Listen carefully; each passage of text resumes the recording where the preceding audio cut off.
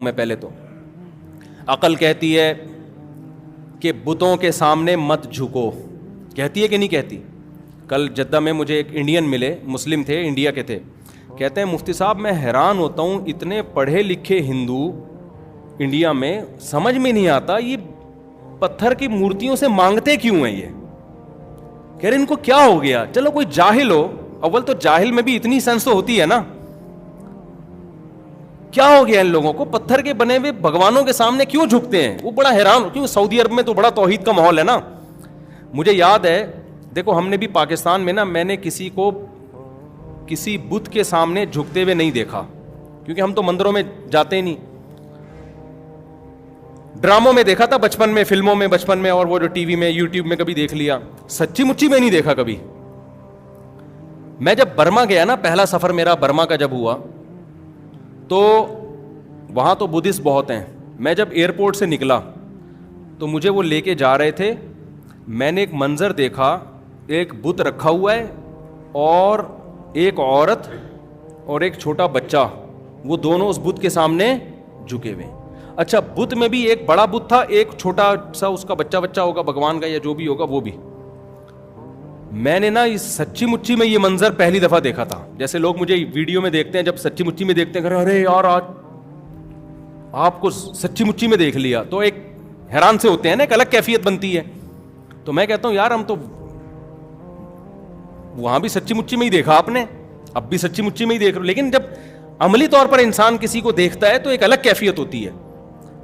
بھائی میں نے جب وہ منظر دیکھا ہے نا، میں عجیب، میرے پر کیف، میری آنکھوں سے آنسو نکلنا شروع ہو گئے، مجھے اتنا ترس آ رہا اس انسان کے اوپر اور حیرانگی ہو رہی کہ بھائی تجھے اللہ نے اتنا اشرف المخلوقات بنا، اس خاتون کے اوپر اللہ نے تجھے عقل بھی دی، تیری آنکھیں دیکھتی ہیں، تیرے کان سنتے ہیں، تو ایجوکیشن میں مہارت حاصل کر تو کتنی بڑی سائنٹسٹ بن جائے گی، تو عبادت کر کتنی بڑی عبادت گزار بن جائے گی، تو انسانیت کی خدمت کر، ہر انسان کو چاہے مرد ہو یا عورت ہو اللہ نے صلاحیتیں دی ہیں نا۔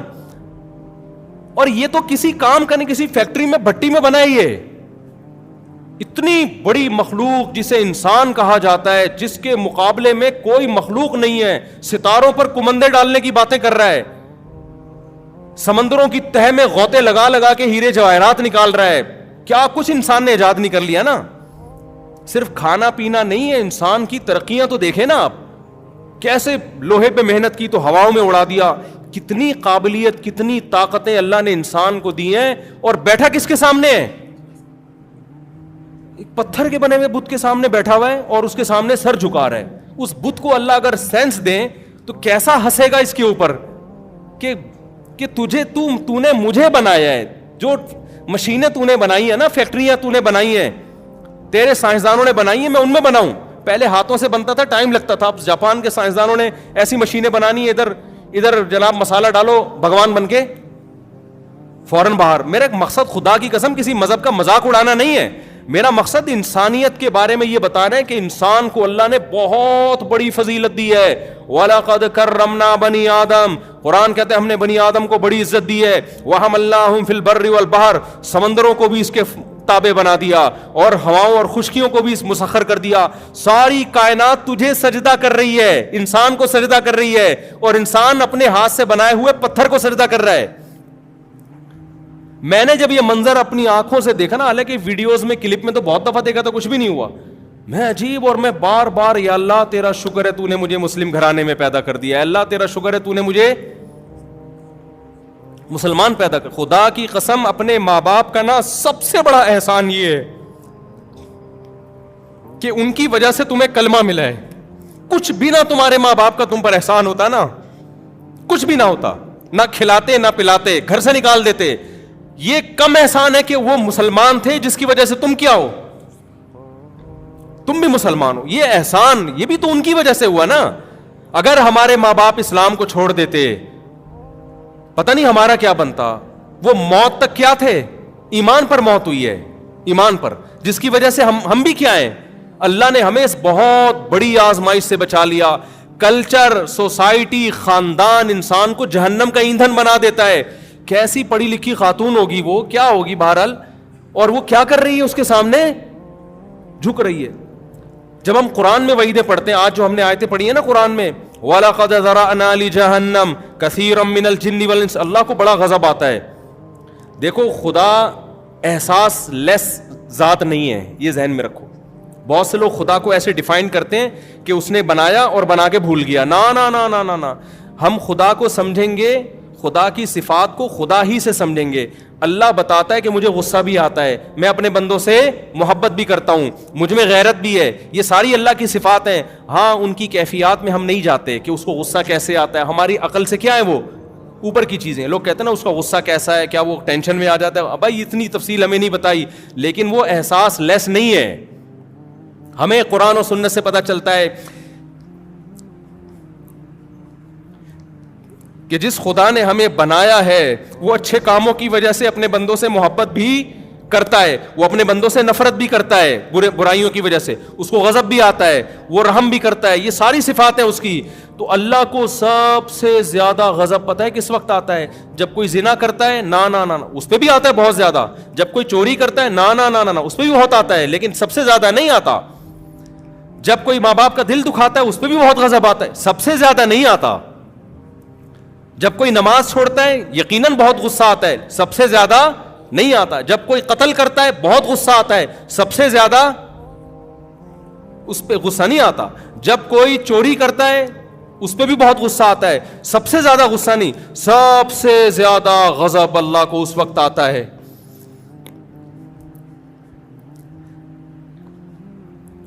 کہ جس نے آپ کو بنایا, جو آپ کا خالق ہے, جو خدا ہے, آپ اس کو چھوڑ کر کسی اور کے سامنے سر جھکاتے ہو. اس وقت بہت غصہ آتا ہے اس کو, کیونکہ غیرت ہے نا اس میں. دیکھو آپ کے باپ کو غصہ آئے گا اس وقت بھی. باپ کہہ رہے پانی پلاؤ, آپ پانی بولو نہیں پلاتے, غصہ آتا ہے باپ کو. سب سے زیادہ اس پہ نہیں آئے گا غصہ. آپ کے باپ کو اس وقت بھی غصہ آتا ہے جب وہ کہتے ہیں میرے پاؤں دباؤ, آپ پاؤں نہیں دباتے. جب وہ کہتے ہیں یہ کام کرو, آپ یہ کام نہیں کرتے. لیکن اگر آپ اپنے باپ کو کہہ دو کہ آپ میرے باپ نہیں ہو, جبکہ آپ کو پتا ہے کہ یہ کون ہے, یقین ہے کہ میں پیدا اس سے ہوا ہوں, باپ کون ہے میرا, بولو یہ. لیکن آپ کہتے ہو باپ کو نام سے پکارنا شروع کر دو اور جو غیر ہے اس کو باپ کہنا شروع کر دو. یہ انتہا ہو جائے گی غصے کی. باپ کہے گا تو نے میری ولدیت ہی چینج کر دی, تو نے آئی ڈی کارڈ سے نادرا سے میرا نام نکال دیا, اس کے بعد اب کیا ہے, بولو نا. بس اب نہیں ہو. اگر غیرت ہوگی, شوہر کو بیوی کی نافرمانی پہ غصہ آتا ہے, کھانا نہیں کھلایا ٹائم پہ, بد اخلاقی کر رہی ہے, لیکن اگر شوہر میں غیرت ہو اور عورت کہے میں رات اس مرد کے ساتھ گزاروں گی, تمہارے ساتھ رات بولو نا نہیں گزاروں, یہاں مرد کیا ہو جائے گا اگر غیرت ہے, وہ کہے گا یہ اینڈ ہے, یہ اب نہیں ہو سکتا. کیونکہ جو محبت شوہر کو ملنی چاہیے تھی, عورتیں فرما بردار بھی ہوتی ہیں, نافرمان بھی ہوتی ہیں, یہ سب کو ہوتا ہے عورتوں میں. کچھ اچھی ہوتی ہیں, کچھ تھوڑی خرابی ہوتی ہے. شریعت نے حکم دیا بھائی عورت کو ٹیڑھی پسلی سے اللہ نے بنایا, پورا سیدھا کرنے لگ جاؤ گے طلاق کی نوبت آئے گی. جیسی ہے برداشت کرو, چلاؤ گھر. لیکن ایک حد ہے نا. آپ کی بیوی کہہ رہی ہے میں نے رات کہاں گزارنی ہے, میں کسی اور کے بستر پہ سوؤں گی. شوہر بے شک میرے آپ ہو, تو آپ کیا کہو گے؟ اگر غیرت ہوگی آپ کہو گے بھائی یہ کیا ہے, انف, اس سے زیادہ برداشت بولو نہیں ہو سکتا. دنیا میں زنا بھی ہوتا ہے, شرابیں بھی پی جاتی ہیں. اللہ نے ان جرموں پہ سزا رکھی ہے آخرت میں, لیکن اس سزا پانے کے بعد آپ جہنم سے نکل جاؤ گے. بے نمازیوں کو بھی سزا ملے گی, جہنم میں جلیں گے. سزا ختم ہونے کے بعد بولو نکال دیے جاؤ گے. جو ماں باپ کے نافرمان تھے سزاؤں میں جلیں گے, سزا ختم ہونے کے بعد بولو نکال دیے جائیں گے. جنہوں نے زنا کیا سزا ملے گی, نکل جائیں گے. سود خور سزا ملے گی, نکل جائیں گے. جو خدا کے علاوہ کسی اور در پہ جھکے, کسی اور سے مرادیں مانگنا شروع کر دیں, دینے والا وہ ہے, مانگ کس سے رہے ہو؟ کسی اور سے مانگ رہے ہو. اس پہ جتنا اللہ کو غضب آتا ہے اتنا کسی اور عمل پہ اللہ کو غضب بولو نہیں آتا. کتنی بڑی نعمت ہے توحید. تو مجھے احساس ہوا جب میں نے پہلی دفعہ پریکٹیکلی کسی کو دیکھا نا پتھر کے سامنے جھک رہا ہے, تو میں تو پورا ہی جو ہے نا ایک عجیب کیفیت میں چلا گیا. آنکھوں سے میرے آنسو نکل رہے اور اللہ سے, اللہ, تو نے ہمیں اس عذاب سے کیا کیا, ہمارا کہاں کمال ہے بھائی. اور ایک بات بھی پتا چلی کہ کلچر تباہ کر دیتا ہے انسان کو. ایسا کام کرواتا ہے آپ کا کلچر, آپ کا خاندان, کیا آپ کو جہنم کا ایندھن بنا. ہندو پتھر کی عبادت کیوں کر رہا ہے؟ کیا کوئی سائنسدانوں نے کہا ہے؟ کیا کوئی سائنسی تحقیق ہے؟ کیا کوئی لاجک ہے؟ کیوں؟ میرے ابا کیا کرتے تھے, میرا باپ جھکتا تھا ان پتھروں کے سامنے, میری ماں جھکتی تھی, میرے دادا جھکتے تھے. ہماری پرمپرا ہے, ہمارا کلچر ہے. عیسیٰ کو اللہ کا بیٹا کیوں کہہ رہا ہے؟ اللہ بھائی لم یلد ولم یولد, وہ خدا ہے, وہ نہ کسی کو جنتا ہے, نہ اس نے کسی کو, نہ وہ کسی سے جنا گیا. یہ عقل کہتی ہے, یہ خدا تو مخلوق سے الگ ہے. عیسائیوں نے کیوں کہہ دیا عیسیٰ اللہ کے بیٹے؟ سورہ آل عمران میں جگہ جگہ اللہ حضرت عیسیٰ کا نام بڑے احترام سے, محبت سے, عیسیٰ بار بار کہہ رہے ہیں کہ اعبدوا اللہ ربی و ربکم, اس اللہ کی عبادت کرو. اللہ بار بار قرآن میں عیسائیوں سے خطاب کرنے, خصوصی خطابیں عیسائیوں سے سورہ آل عمران میں, اے اہل کتاب تمہیں کیا ہو گیا. اللہ جب کسی کو نبی بناتا ہے, ایک رتبہ دیتا ہے, وہ کبھی لوگوں سے اپنی عبادت نہیں کروائے گا, وہ لوگوں کو کس طرف لے کر جائے گا؟ خدا. تو عیسیٰ ابن مریم اپنی طرف کیوں لے کر آئیں گے تمہیں؟ یوں کیوں کہیں گے میں خدا کا بیٹا ہوں, میری عبادت کرو؟ وہ کہیں گے کونو ربانیین, اللہ والے بنو. کس کی طرف جاؤ؟ جو سفیر ہوتا ہے, جس کا سفیر ہوگا اس کی طرف لے کے جائے گا نا. وہ سفیر خود تھوڑی حاکم بن کے بیٹھ جائے گا. امریکہ کسی کو سفیر بنا کے بھیجے تو امریکہ کا پیغام لے کر آئے گا نا وہ, نہ یہ کہ وہ لوگوں کو اپنا غلام بنانا شروع کر دے گا. اللہ نے بتایا عیسیٰ ابن مریم اللہ کے بیٹے نہیں ہیں, اللہ کے نمائندے ہیں, سفیر ہیں. جو اللہ کا سچا سفیر ہوگا وہ اللہ سے جوڑے گا, وہ اپنے آپ سے لوگوں کو نہیں جوڑے گا. وہ یہ نہیں کہے گا مجھ سے مانگو. قرآن عیسائیوں سے خطاب کر رہا ہے. میں نے ہم جب حرم میں تھے, یہ سورہ آل عمران امام حرم تلاوت کر رہے, بڑا مزہ آ رہا تھا نا. تو میں نے ساتھیوں سے کہا کہ کتنے عرب غیر مسلم ہیں, مصر میں, شام میں عیسائی ہیں, کیا وہ یہ آیتیں نہیں سمجھتے؟ کتنی واضح آیتیں ہیں قرآن کی, ان کی تو زبان ہے عربی, لیکن کیوں اتنی واضح آیتیں قرآن کی یہودیوں کو, عیسائیوں کو خطاب کر رہی ہیں, نیچر کو. پھر اللہ نے عیسائیوں سے کیا کہا؟ ان مثل عیسیٰ عند اللہ کمثل آدم. اے عیسائیوں تم یہ کہتے ہو جو بغیر باپ کے پیدا ہو گیا, تو انسان تو بغیر باپ کے نہیں پیدا ہو سکتے. اس کا مطلب ان کا باپ معاذ اللہ کون ہے؟ خدا ہے. تو تمہیں کیا ہو گیا اگر یہ بات کرنی ہے؟ ان مثل عیسیٰ عند اللہ کمثل آدم, دیکھو عیسیٰ کی مثال ایسے جیسے آدم. آدم تو باپ اور ماں کے بغیر پیدا ہو گئے, وہ جب اللہ کے بیٹے نہیں ہیں, عیسیٰ کی تو پھر بھی ماں ہے. تو اللہ نے اپنی طاقت سے بغیر باپ کے پیدا کر دیا, تو کر سکتا ہے جیسے ماں اور باپ دونوں کے بغیر آدم کو پیدا کر لیا. جیسے آدم خدا کے بیٹے نہیں ہے, معبود نہیں ہے, عیسیٰ بھی خدا کے بیٹے اور معبود نہیں, اللہ کے برگزیدہ پیغمبر ہے. اور اللہ قرآن میں بار بار کہہ رہا ہے کہ یہ صرف اسلام کی تعلیم نہیں ہے, عیسیٰ ابن مریم کی یہی تعلیم ہے. تم نے عیسیٰ کو چھوڑ دیا ہے. عیسیٰ کے مذہب کو فالو کرو گے تو تمہیں توحید نظر آئے گی, اس میں تمہیں شرک نظر نہیں آئے گا. تو یہ کلچر ہے میرے بھائی, ماحول ہے جو انسان کو کہاں لے جاتا ہے؟ بولو, گمراہی کی طرف لے کے جاتا. قرآن کلیئر کرتا ہے اس کو کہ وہ دیکھو کہ عقل کیا کہتی ہے اور خدا کیا کہتا ہے. تو یہ پوری کشتی ہے عقل کی اور کس کی؟ دل کی. دل کلچر کو فالو کرواتا ہے, ماں باپ کو فالو کرواتا ہے. عقل کہتی ہے نا نا نا نا نا, میرا باپ اگر پتھر کے بنے ہوئے بتوں کے سامنے جھکا تھا, میرے باپ سے مسٹیک ہوئی ہے, میں یہ مسٹیک بولو نہیں کروں.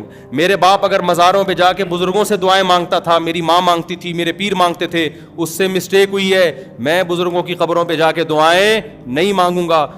حاجات پوری کرنے والا کون ہے؟ صرف اللہ ہے. اب تو مشرکین نبی کی قبر پہ جا کے معاذ اللہ نبی سے مانگ رہے ہوتے ہیں, ایسے ایسے الفاظ کہ مجھے وہاں مدینہ میں گیا, بھائی مفتی صاحب آپ نبی سے میرے لیے یہ دعا مانگیں. میں نے کہا یار جو توحید کے علمبردار پیغمبر ہیں, آپ حرم میں بیٹھ کے یہ باتیں کر رہے ہو. نبی سے تھوڑی دعا کس سے مانگی جائے گی؟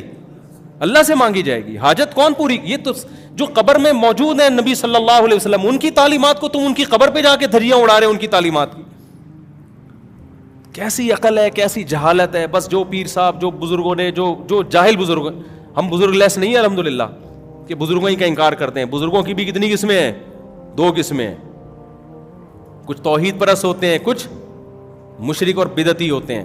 تو عقل سے کام لو میرے بھائی. تو یہ جو عقل اللہ نے انسان کو دی نا, عقل اور دل, تو اللہ کو اس مخلوق سے سب سے زیادہ پیار ہے. کیونکہ اب یہ نیک کام کرے گا تو یہ ایسے نہیں کر لے گا جیسے فرشتے کرتے ہیں. فرشتوں کے پاس برائی کا آپشن نہیں ہے, اس کے پاس آپشن ہے. ہندوؤں میں کتنی لڑکیاں ایسی ہیں 17-18 سال کی جو اسلام قبول کر چکی ہیں.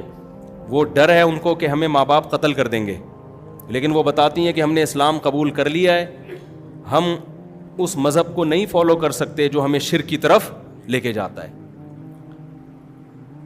چھوٹی چھوٹی بچیاں یار, لیکن اللہ نے ان کو کیا دی ہے؟ عقل دی ہے. کہتے ہیں ہم اگر بتا دیں گے مار دیں گے جان سے ہم.